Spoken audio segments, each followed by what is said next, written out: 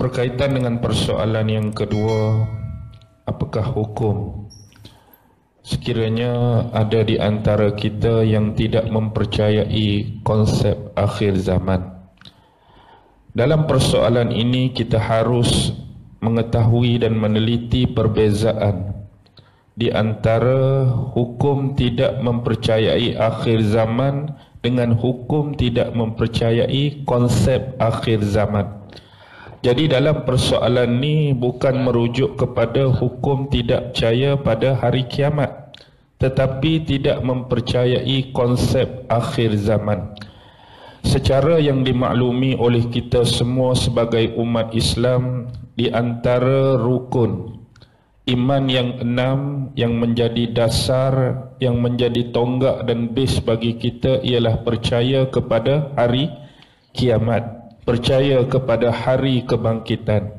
Jadi kalau mana-mana orang Islam yang meragui, tidak mempercayai akan adanya hari kiamat atau hari kebangkitan, saya kira jawapan sedia maklum ada pada hadirin hadirat. Sudah terkeluar daripada landasan akidah, terkeluar menjadi seorang yang kufur terhadap Allah dan Rasulnya. Tetapi persoalan ini menjurus kepada tidak mempercayai konsep akhir zaman. Jadi bila kita nak membicarakan tentang konsep akhir zaman, dia ada satu istilah dipanggil preterism. Istilah preterism ini merujuk kepada pembahagian-pembahagian pemahaman konsep akhir zaman menurut agama samawi yang saya sebutkan di awal tadi sebagai agama-agama Abrahamite. Dan satu lagi merujuk kepada non-samawi, iaitu non-Abrahamite.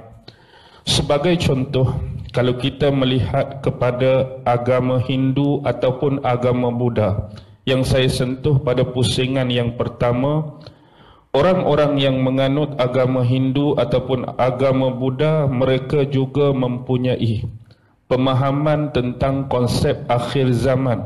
Tetapi perbezaan antara agama samawi dengan agama yang non-samawi, kalau agama samawi, persepsi ataupun tanggapan serta pemahaman mereka kepada akhir zaman lebih merujuk kepada kosmologi linear. Bila saya sebut kosmologi linear, bila kita perbahaskan ilmu kosmologi, ilmu kosmologi ini ada keterkaitan dengan astronomi. Kosmologi juga ada keterkaitan dengan filosofi, dan kosmologi juga ada keterkaitan dengan agama. Asas kosmologi ialah suatu ilmu yang membincangkan tentang struktur ataupun asal usul, bagaimana bermulanya alam semesta ni.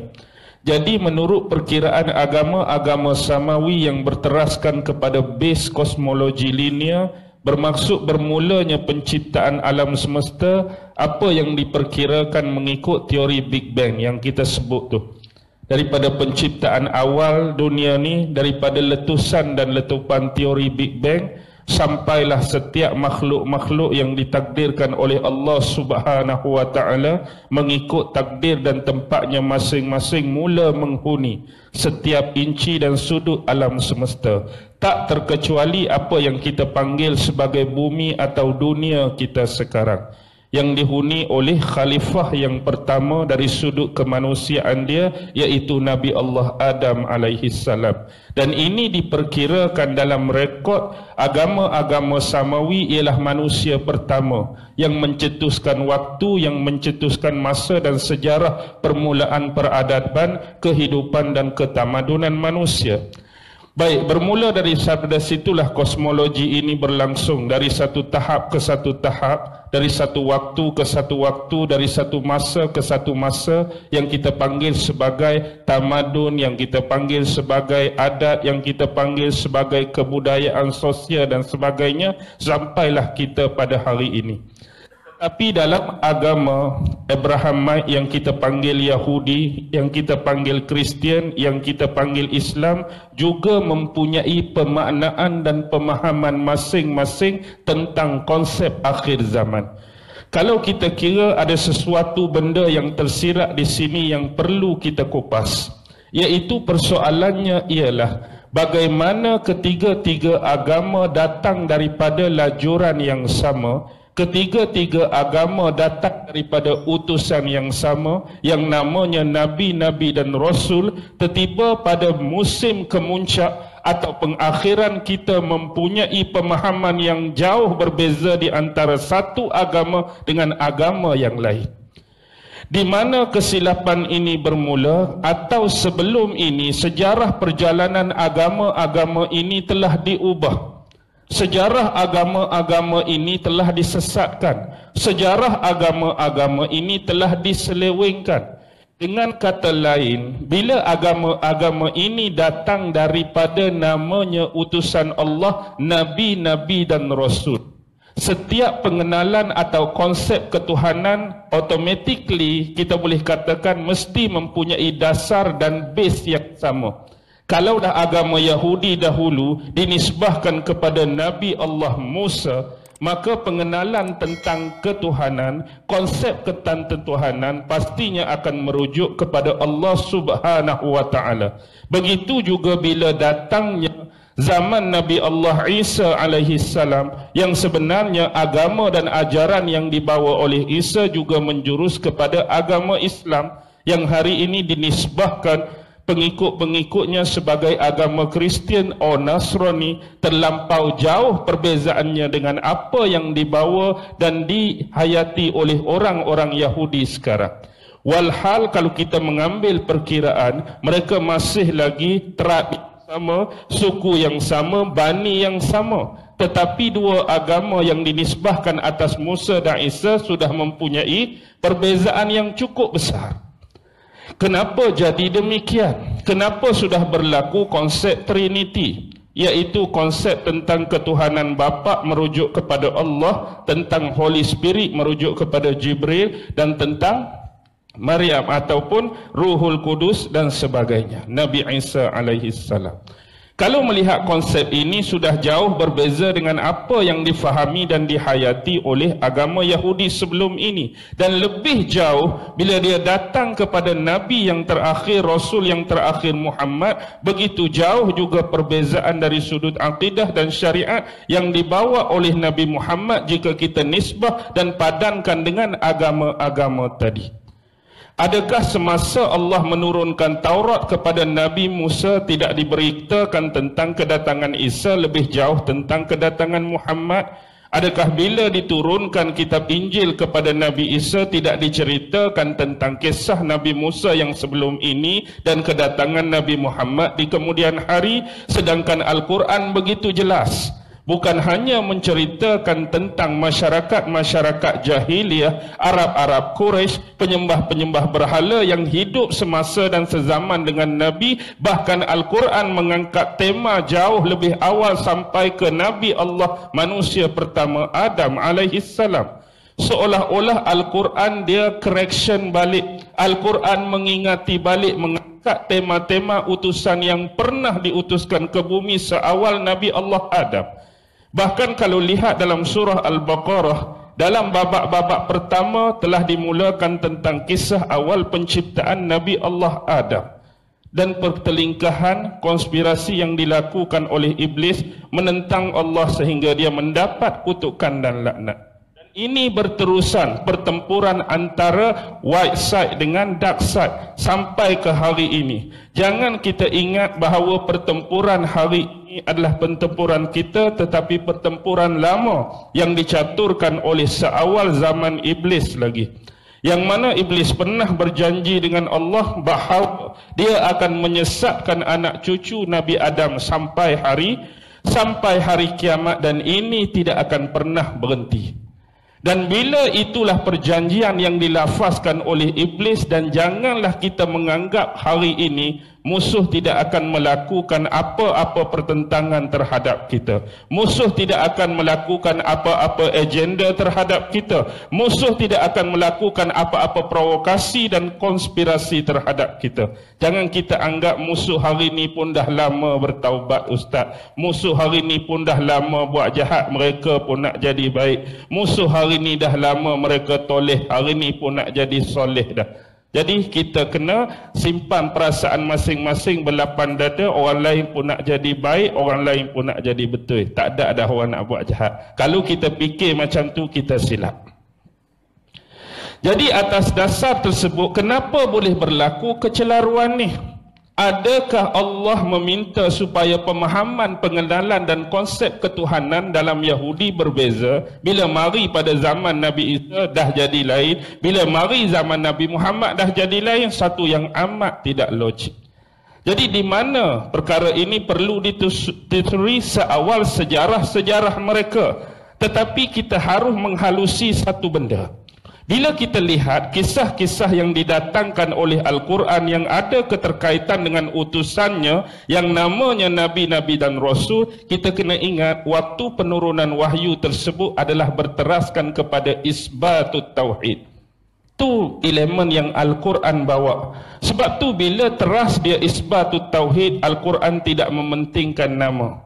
Al-Quran tidak mementingkan tarikh. Al-Quran tidak mementingkan tempat. Jadi selain daripada konteks isbatut tauhid, kalau kita nak memahami dengan lebih jauh dan lanjut tentang individu-individu yang disebutkan, bangsa-bangsa yang disebutkan, kumpulan-kumpulan yang disebutkan, figure-figure atau personality yang disebutkan, kita harus melalui satu lagi disiplin ilmu yang kita sebut di awal tadi sebagai sejarah.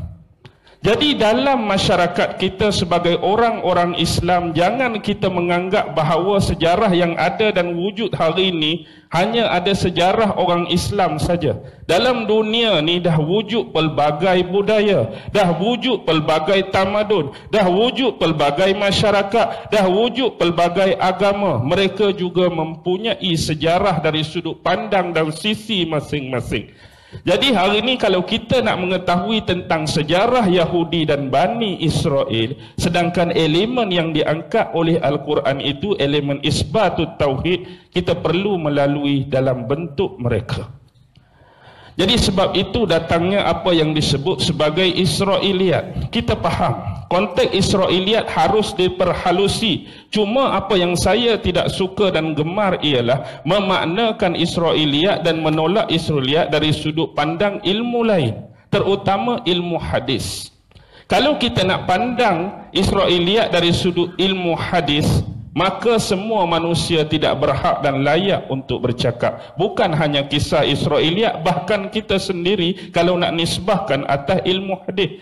Tu cerita orang-orang kafir, tu cerita orang-orang Yahudi, tu cerita Israiliyat. Kalau nisbah atas ilmu hadis memang tak boleh pakai. Dan hari ini saya dengan Ustaz Ibn Rijal pun tak boleh nak cakap.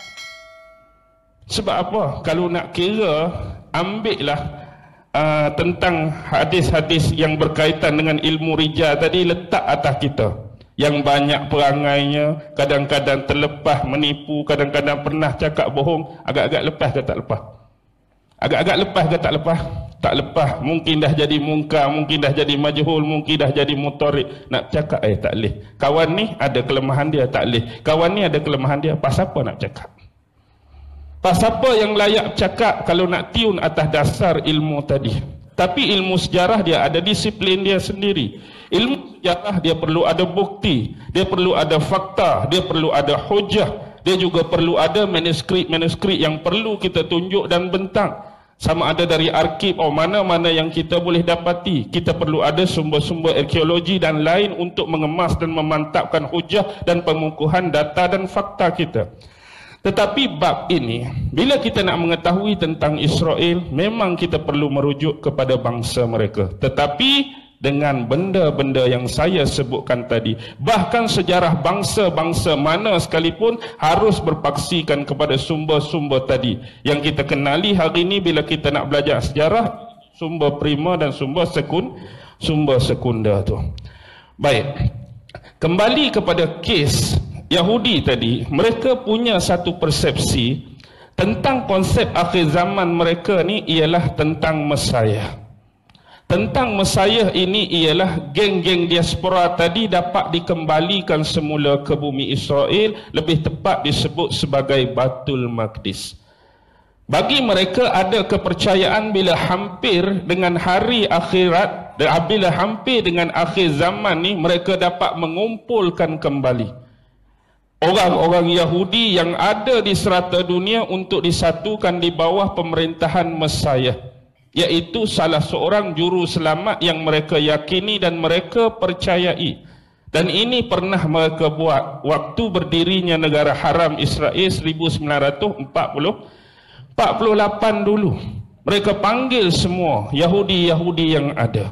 Tetapi bagi Yahudi-Yahudi ortodok, Yahudi-Yahudi yang lebih menghampiri kebenaran, mereka menolak isu ini.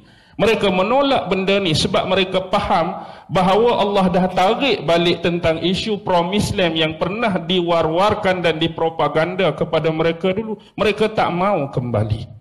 Jadi hakikatnya hari-hari ini Yahudi-Yahudi yang ada yang kita sebut sebagai Yahudi Ashkenazi di Jerman ataupun Yahudi Sephardi, lebih merujuk kepada Spanyol dan kawasan Mediterranean, ataupun Yahudi Mizrahi di kawasan negara-negara Arab, ataupun Yahudi Cochin di India, Yahudi Kaifeng di China, Yahudi Samaritan di kawasan Arab dan kawasan-kawasan Afrika.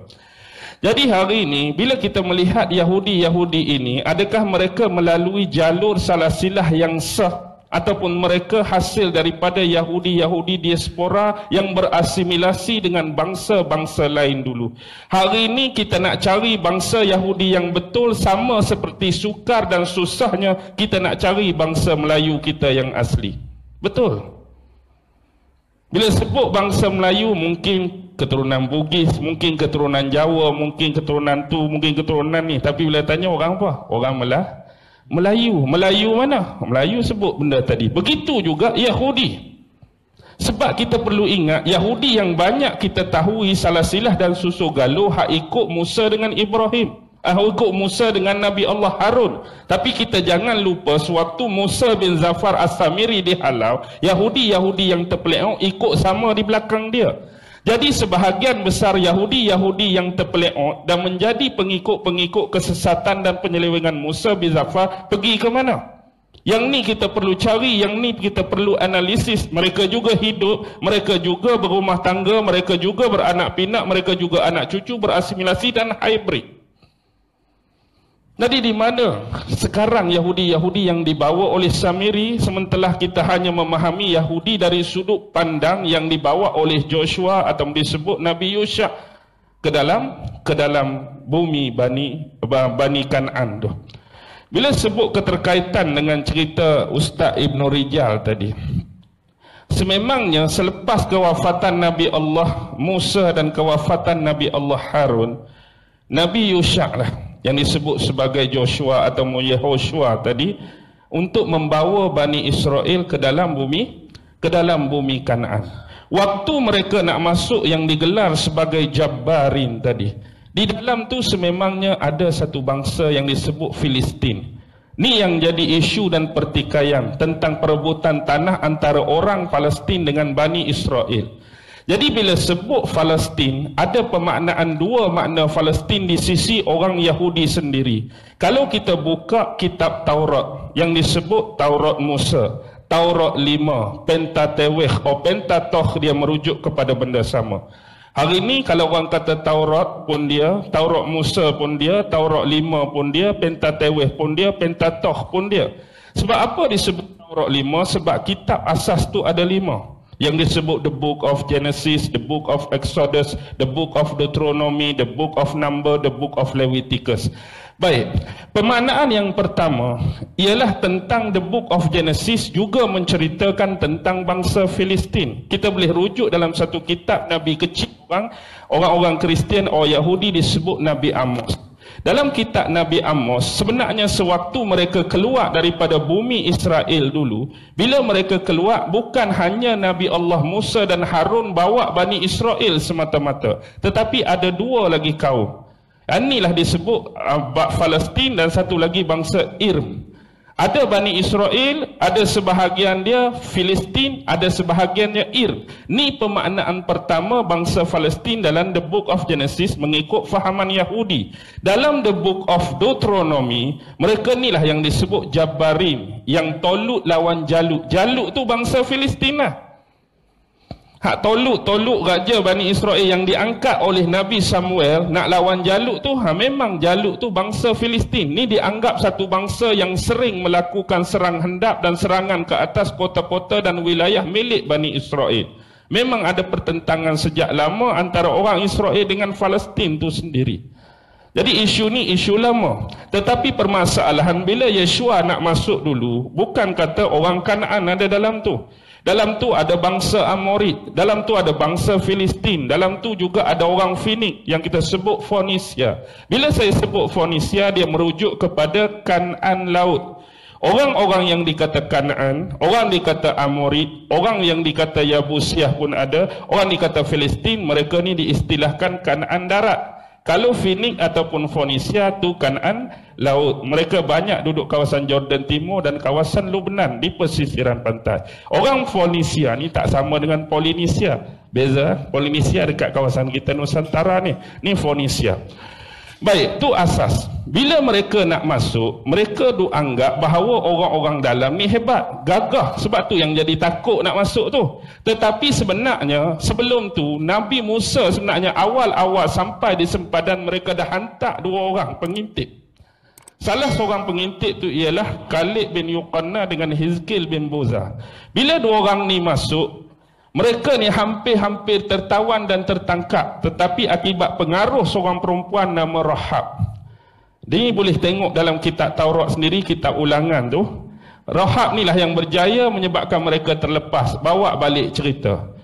Dalam ni rupanya, orang-orang tu sendiri hak dianggap gagah tu sama takut dengan mereka. Orang hak luar tu, Bani Israel, takut nak berperang dengan mereka. Orang hak dalam pun takut nak berperang dengan Bani Israel. Tanpa mereka dua-dua tahu, dua-dua sedang takut.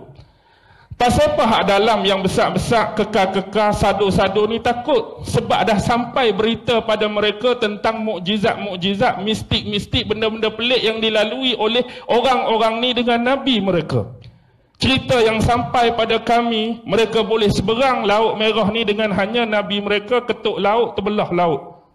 Awan menaungi mereka, dapat manna wassalwa. Kemudian Nabi mereka hak ketuk laut tadi, tongkat itulah guna famfajarat min husnata asyrata ana qad alima kullu nasi mashrabahum tu.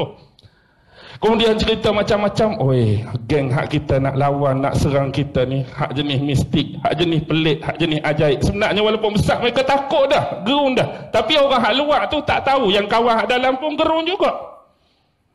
Sedap juga lagu ni tak? Sebenarnya sama-sama takut. Tapi hak ni bimbang, hak ni kuat, hak ni bimbang, hak ni kuat. Jadi sebab itulah Nabi Yusha bila dia nak pilih tentera dia, kalau ikut hadis Muslim, dia melarang dan menafikan 3 jenis orang. Pertama yang selalu saya cerita ialah yang pertama, orang yang baru kahwin tapi masih belum sempat bersama dengan isteri dia pada malam pertama. Yang kedua, orang yang bina rumah tapi bina tiang, bina base, atap tak siap lagi, jangan juga. Yang ketiga, orang yang beli haiwan ternakan yang tengah mengandung, tunggu masa nak melahirkan dan mengeluarkan anak dia tu, jangan juga. Sebab apa?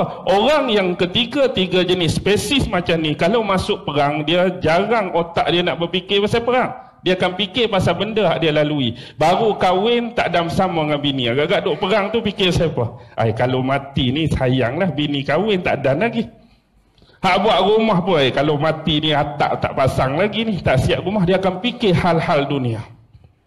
Sebab hal dunia lah yang menyebabkan mereka takut mati tu. Hal ni pun dah akan jadi kepada umat akhir zaman sebagaimana Rasulullah sebut tentang sifat al-wahan tu. Cintakan dunia, bencikan kematian. Hak bahagian beranak pun beranaklah. Jadi terpilih itulah berperang.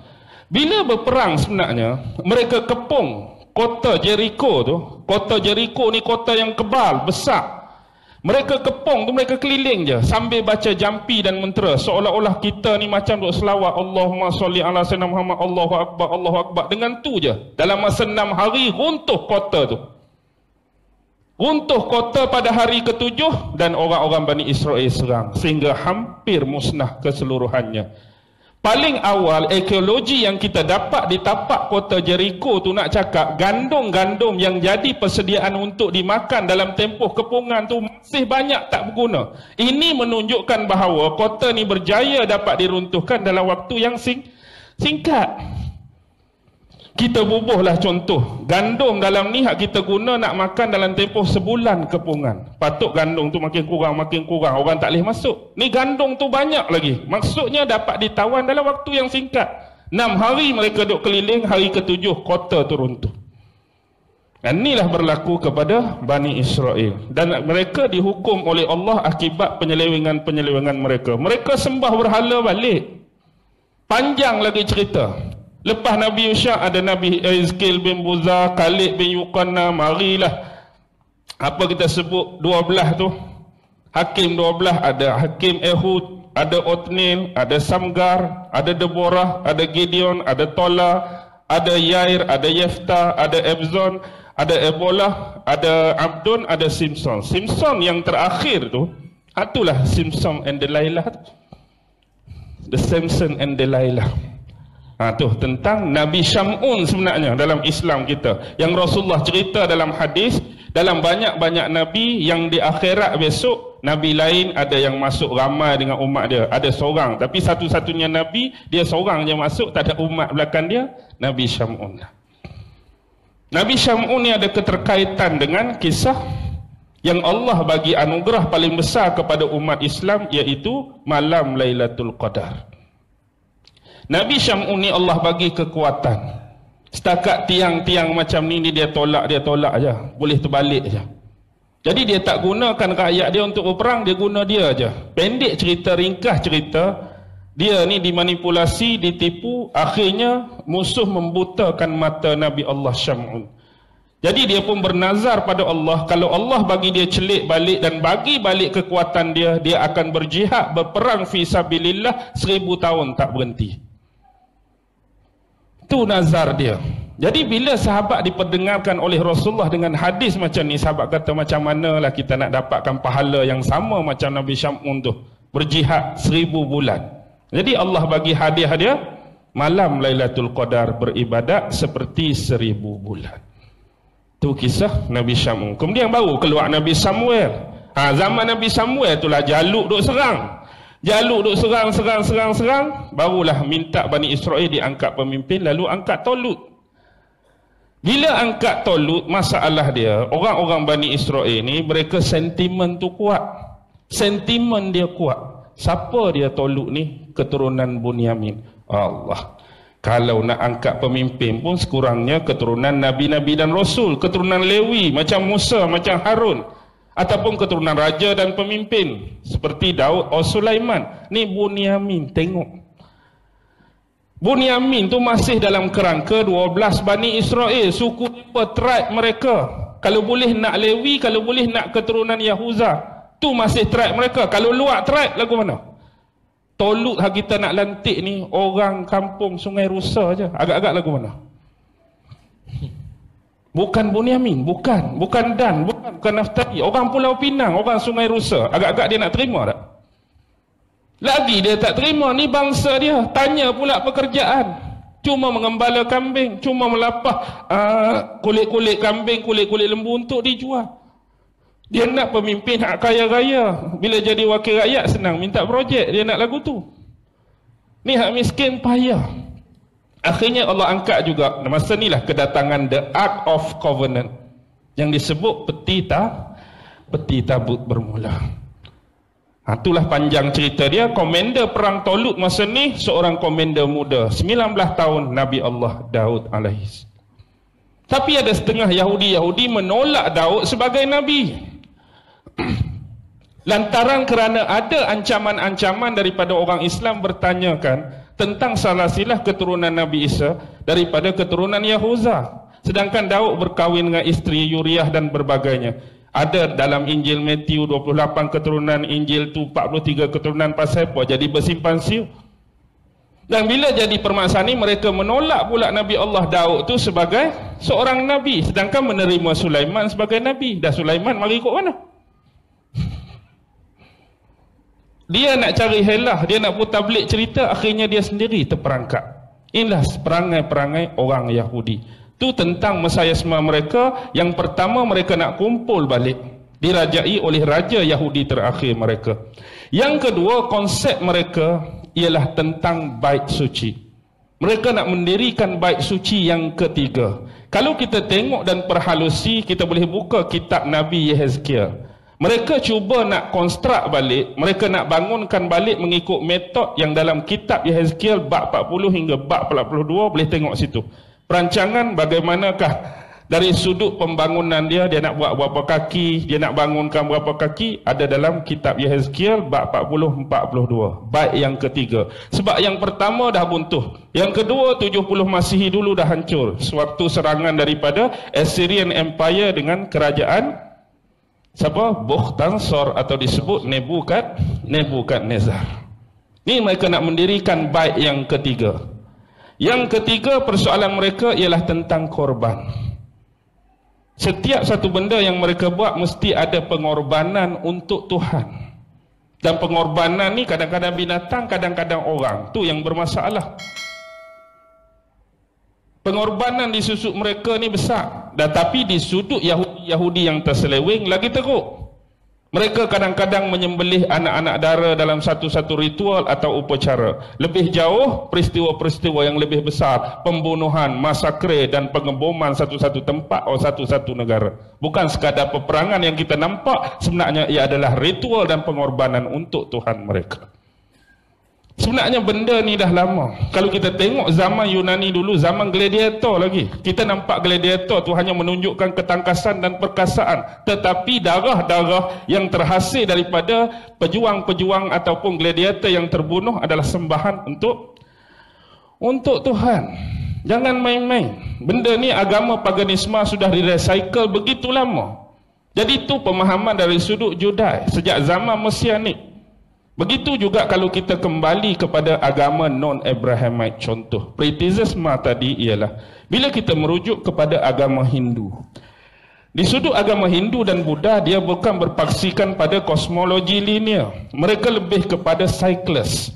Bila sebut cycles, dia lebih kepada tentang kerosakan, kejahatan, kemudian mereka akan reincarnation balik. Disebut apa dalam bahasa Melayu reincarnation ni? Kelahiran semula. Kalau kita yang Abrahamic lebih kepada transformation dan penebusan. Tak tahulah kok ada kebetulan dengan filem Transformer tu. Wallahu alam, dia orang buat cerita pula dah. Tak payah sebutlah tu. Jadi bila kembali kepada cycles tadi, konsep orang-orang Hindu tadi contoh. Di konsep akhir zaman mereka akan lahir reinkarnasi daripada Tuhan Wisnu.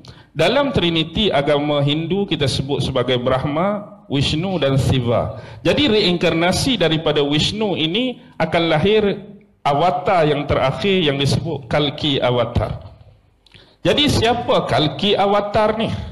Kalau kita tengok, Kalki Avatar ni akan turun di atas seekor kuda putih pada zaman Kali Yoga. Dalam istilah orang Hindu ni, dia ada 4 sengkang masa, 4 sempang masa. Ni zaman terakhir, konsep akhir zaman mereka, zaman Kali Yoga yang mana akan muncul Kalki Avatar. Mereka ada Dwapar Yoga. Yang kedua mereka ada Treta Yoga. Yang ketiga mereka ada Satya Yoga. Dan ni yang keempat disebut sebagai Kali Yoga ataupun Dewa Nagari. Bila sebut tentang Kalki Avatar ni, banyak perbahasan-perbahasan tentang Kalki Avatar itu sendiri hasil daripada reincarnation Tuhan Vishnu. Satu perbahasan yang boleh kita ambil ialah tentang Kali tadi. Bila sebut Kali Yoga, ada dalam agama Hindu juga disebut Dewi Kali. Dewi Kali. Kali di sisi Dewi tak sama Kali di sisi Kali Yoga. Kali di sisi Dewi lebih merujuk kepada apa? Jatuh yang kita sebut Dewi Kali tu, Kali di situ bermaksud kematian. Kali di situ bermaksud masa. Kali di situ bermaksud waktu. Dia feminis. Lawan bagi maskulin dia ialah kala. Sebab tu kita orang Melayu pegang tu di kala senja, di kala malam. Waktu biasa.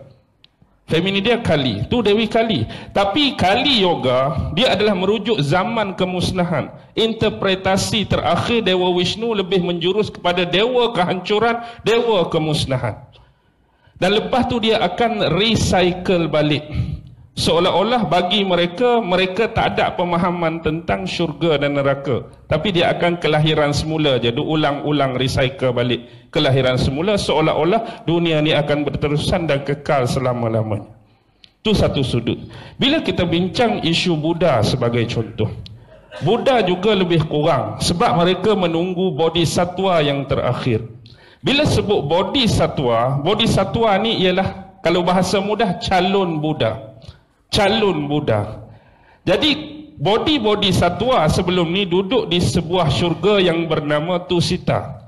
Dalam syurga Tusita ni, kalau kita ambil Gautama Buddha dulu, sebelum dia jadi Buddha pun dia duduk sini lah. Mana-mana Buddha pun sebelum ni duduk dalam syurga ni. Kalau dalam sejarah Buddha, Gautama Buddha bukan the first Buddha. Dia Buddha yang terkebelakang dah. Kalau kita tengok, ada Buddha paling awal, Buddha Kakusanda. Ada Buddha yang kedua, Buddha Konagamana. Ada Buddha yang ketiga, Buddha Kasapa. Kemudian baru mari Gautama Buddha, Sakyamuni dan sebagainya. Dan bodhisatwa yang terakhir inilah yang disebut sebagai Maitreya. Buddha Maitreya. Who is it Buddha Maitreya? Bila kita sebut tentang bodhisatwa, dia adalah bahasa Sanskrit. Kalau dalam bahasa Pali, dia disebut bodhisatta. Kalau bahasa Thai dia sebut Potisak. Potisak ke bodhisatta ke bodhisatwa merujuk kepada body-body yang sekarang ni berada di syurga Tusita, yang tunggu masa dia ni calon Buddha lah. Jadi bila dia turun, interpretasi bodhisatwa ni ialah keseluruhan hidup dia untuk keceriaan, untuk kegemilangan makhluk-makhluk lain yang menghuni alam semesta. Sama seperti yang Buddha-Buddha sebelum ni buat, dia datang untuk bagi pencerahan, dia datang untuk bagi penerangan, dia datang untuk bagi ketenangan kepada seluruh makhluk. Yang itu pemahaman tentang Buddha. Walaupun demikian, konsep cycles tadi, reincarnation, masih terus berlaku. Cuma persepsi dia ialah pemahaman-pemahaman yang kita ambil daripada manuskrip, daripada kitab-kitab. Contoh Buddha, dia ada Tripitaka, dia 3 Bakura, Sutta Pitaka, Wisaya Pitaka, Abhidhamma Pitaka tu. Dalam tu dia terangkan bahawa konsep reincarnation ni untuk capai Dharma. Dan Maitreya yang terakhir itulah yang akan menemui Dharma yang terakhir, pencerahan yang terakhir sebelum tiba konsep akhir zaman. Di sisi orang Buddha, siapa yang hidup dalam dunia ni dah capai Dharma dia, dia boleh terus ke Nirwana. Maksudnya siapa yang buat baik sampai tahap Dharma dia, dia terus ke Nirwana, kira macam syurga lah. Jadi orang yang tak capai Dharma dan tahap Nirwana tu, dia ulang lagi lah, akan beranak balik. Oh, kalau kira kalkulator tek, tak capai lagi ni. Jadi kelahiran semula tu hidup lagi. Hidup-hidup buat jahat, minum arak, judi lagi, tek mati, tak boleh lagi. Dia ulang lagi ya. Kita ni hak baik ke hak jahat menunggu di alam barzah tu. Nanti dia akan buat kalkulator sama-sama, jemerang sirok sama-sama, timbang sama-sama, baru syurga neraka. Ni kalau di sisi dia hak capai awal tu, boleh terus ke syurga lah. Tu dia ulang lagu tu. Tak, betul kalau hidup jahat sentiasa tak habis-habis lah. Tu dipanggil sistem cycles. Dan inilah pemahaman-pemahaman yang ada. Cuma saya nak sebut secara jujur malam ni, benda yang kita sebut ni jangan kita anggap sebagai tepat, benar dan pasti. Why? Dah kalau tak tepat, kalau tak benar, kalau tak pasti, pasal apa Ustaz sebut? Ingat, bila kita berbicara mengenai asas dan basic dalam agama lain, kita bimbang apa-apa pandangan dan penceritaan yang kita terima tidak mewakili semua orang dalam agama tu. Macam saya sebut di awal tadi, macam ada satu isu, orang tu berpendapat, nama saya Muhammad Nasir, rupa-rupanya dia ni etis ke, tapi dia menamakan dia Muslim. Jadi orang menganggap semua orang Islam.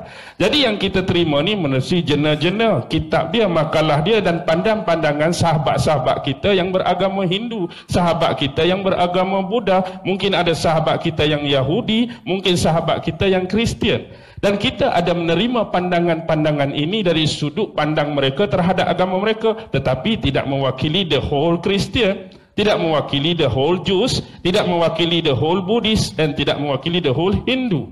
Jadi berkemungkinan apa yang kita sebut malam ni di sisi Hindu lain, bukan macam tu pemahaman saya. Di sisi Buddha bukan macam tu pemahaman saya, sebab kita pun faham bila Islam kita pun dah berpecah 73, kita akan faham maksud yang saya sebut.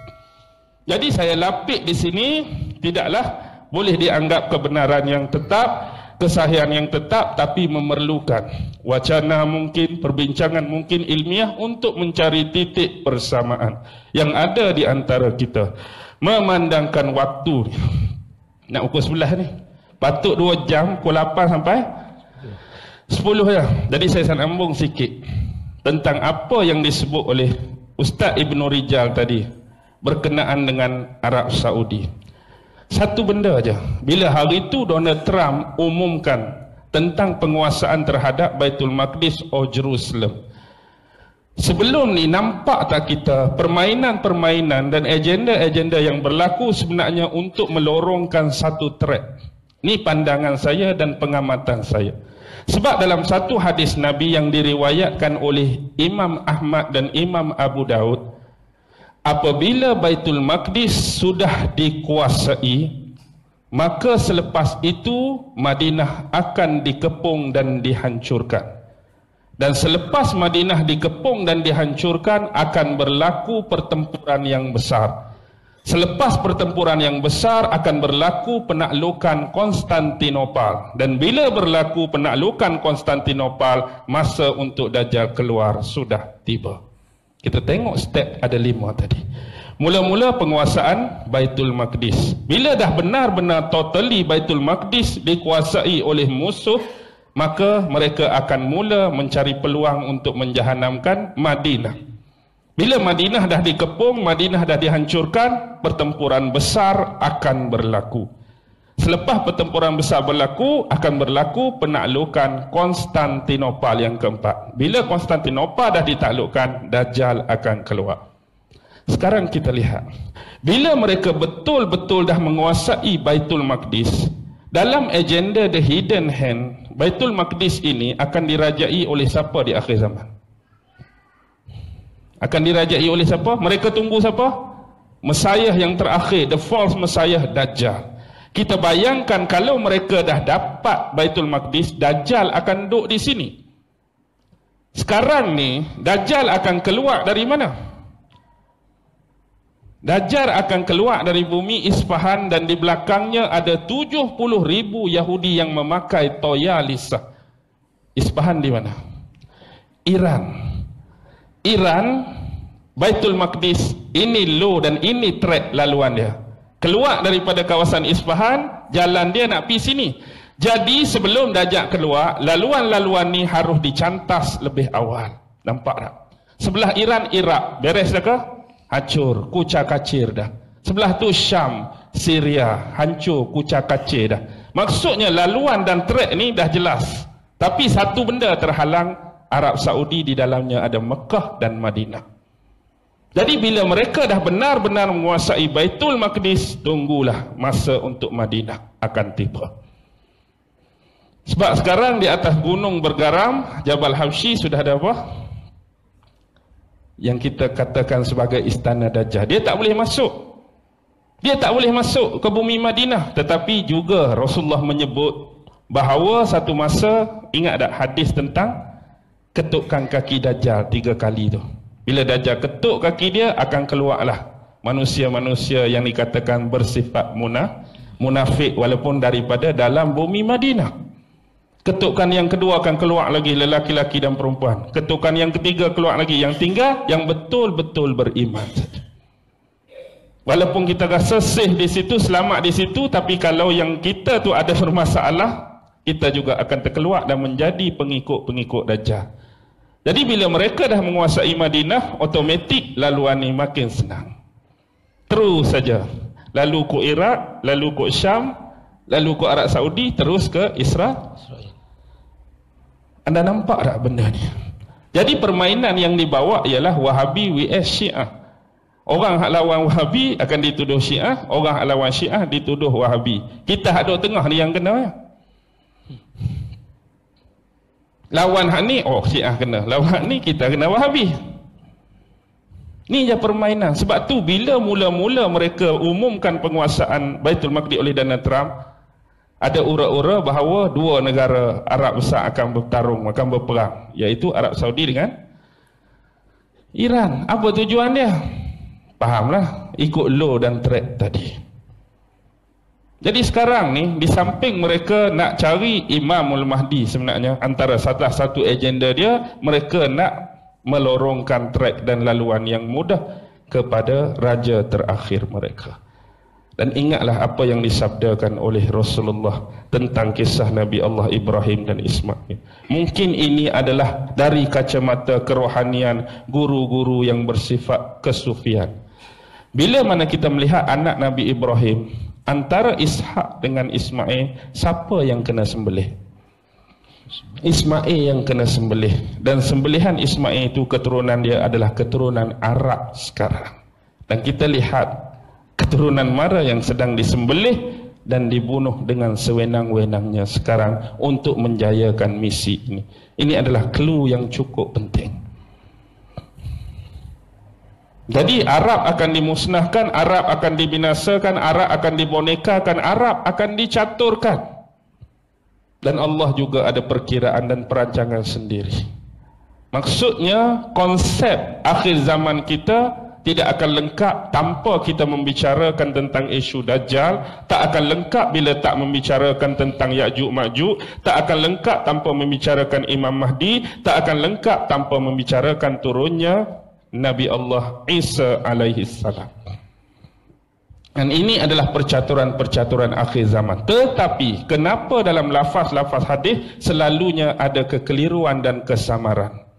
Sememangnya itulah sifat hadis-hadis dan rahsia akhir zaman. Kalau ditiun dengan mudah, senang tak? Imam Mahdi akan keluar. Nama dia Bukhari bin Yusuf, nombor 17, Kampung Sungai Rusa, Pulau Pinang. Senang tak orang nak cari? Kalau hadis lagu tu, senanglah orang nak cari Imam Mahdi. Ni dia bagi muka lagu ni, sifat lagu ni, tubuh dia lagu ni, mata dia lagu ni, kan nak cari. Oi, dahi luah ramai juga dahi luah ni dah. Apa dia lagi contoh? Hidung mancung, ramai juga hidung mancung. Gigi jarang, telinga pepes, macam-macam. Jadi dia buat macam tu, nak suruh dia pun payah. Lepas tu Dajjal pun dia buat lagu tu juga. Tu yang payah kita nak kenal Dajjal tu. Kalau Dajjal akan keluar daripada bumi California, nombor 13, jalan sekian-sekian, pergi terus alamat tu tak? Jadi inilah dia kata fitnah, inilah dia kata ujian. Sebelum Dajjal keluar, yang berbahaya ialah fitnah-fitnah dia yang lebih awal. Jadi kita hari ini duk bertembung dengan fitnah-fitnah dia sebelum keluar zahir dia. Lepas ni dia akan mengaku jadi Nabi, seterusnya mengklaim dan mendakwa dia adalah Tuhan. Sebab itulah antara projek pluralisme untuk menyatakan kesamarataan semua agama ni, sebenarnya last sekali akan menjurus kepada penerimaan Dajjal sebagai Tuhan. Bahaya. Sebab itulah kita tolak konsep pluralisme hari ini. Semua agama sama. Cakap senang, semua agama sama. Tapi bila kita minta buat, senang ke payah? Islam, Hindu, Buddha sama. Kalau sama, minta orang Hindu masuk Islam, berani ke tak? Dah kata sama. Berani ke tak agak-agak? Masuk ke tak? Dah orang kata tu, semua agama sama. Orang Hindu kata, try masuk Islam dah sama, apa bezanya? Agak-agak dia nak masuk ke tak bang? Dia tak nak masuk. Orang Buddha kata sama dengan Kristian. Suruh Buddha masuk Kristian, nak ke tak? Tak, cakap saja. Cakap saja sama, bila kita minta, jadi tak sama. Konsep dia tak ada masalah dari sudut nama. Kita dah cakap awal-awal, kalau kita sama-sama beriman pada Tuhan yang sama, yang kami panggil Allah, yang you panggil God, yang you panggil Brahma, yang you panggil Krishna, dari sudut nama tidak akan ada perbezaan kalau dia merujuk zat yang sama. Tetapi isunya ialah bentuk ibadat, bentuk pengabdian, bentuk penyembahan. Dari sudut logik, takkan ada Tuhan yang sama. Nak dari sudut penerimaan ibadat, ritual dan sembahan pada dia berbeza. Orang Islam semayang, solat, rukuk, aku terimalah. Orang ni nak pasang colok pun aku terima. No. Kalau Tuhan tu sama, cara ibadat pun mesti sama. Tetapi hari ini, bila konteks agama samawi, why kita berbeza cukup luas. Maksudnya di tengah jalan sudah dirosakkan. Kalau benar-benar Muhammad Nabi dan Rasul terakhir, pasti Taurat dah beritakan. Kalau benar-benar Muhammad Rasul terakhir, Zabur dah beritakan, Injil dah beritakan. Tiba-tiba bila mari hak Yahudi zaman ni hak mengaku beriman pada Taurat, tak ada ayat tentang Muhammad. Mengaku beriman pada Nabi Isa, tak ada ayat tentang Muhammad dalam Injil. Wah, jadi lagu ni.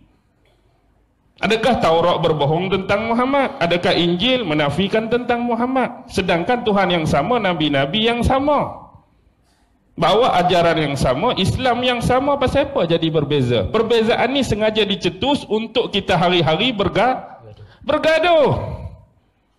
Kalau dia buat jangan ganggu, jangan kacau, tak ada masalah, kita tak bergaduh. Ni kita perlu wujudkan perbezaan, kita perlu wujudkan ketidaksamaan, kita perlu wujudkan provokasi. Agar hari-hari hak ni kata dia paling bagus, Nabi kami paling baik, hak ni paling bagus, ajaran kami paling baik, hari-hari duk bergaduh.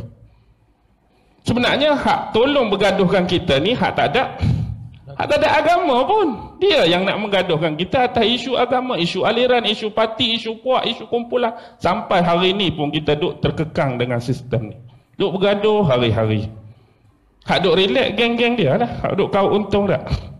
Faham ke tak ni? Ha? Jerkah sikit nak pukul 11 ni, kok tidur tak?